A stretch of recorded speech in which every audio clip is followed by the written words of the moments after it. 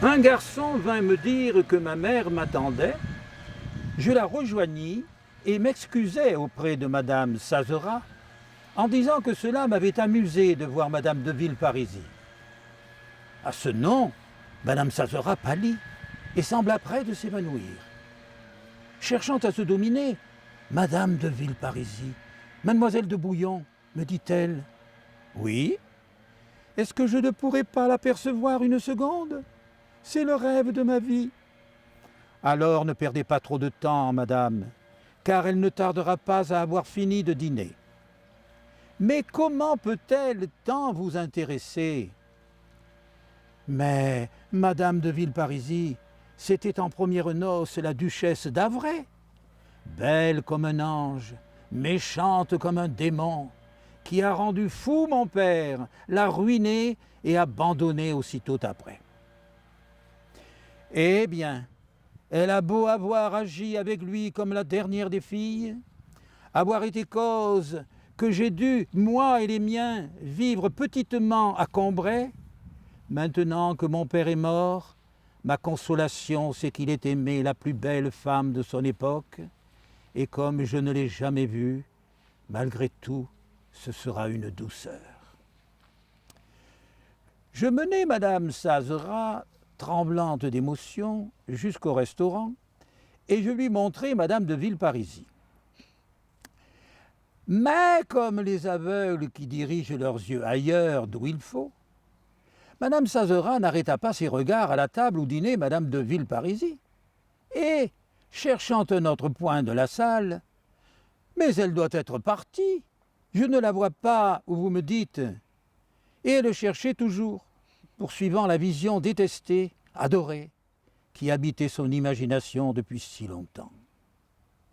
Mais si, à la seconde table, c'est que nous ne comptons pas à partir du même point.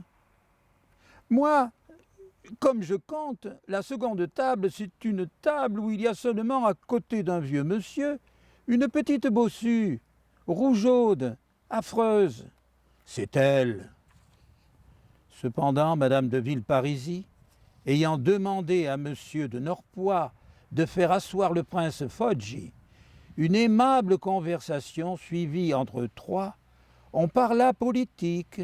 Le prince déclara qu'il était indifférent au sort du cabinet et qu'il resterait encore une bonne semaine à Venise. Il espérait que d'ici là, toute crise ministérielle serait évitée. Le prince Foggi crut au premier instant que ces questions de politique n'intéressaient pas M. de Norpois, car celui-ci, qui jusque-là s'était exprimé avec tant de véhémence, s'était mis soudain à garder un silence presque angélique qui semblait ne pouvoir s'épanouir, si la voix revenait, qu'en un chant innocent et mélodieux de Mendelssohn ou de César Franck. Le prince pensait aussi que ce silence était dû à la réserve d'un Français qui, devant un Italien, ne veut pas parler des affaires de l'Italie. Or, l'erreur du prince était complète.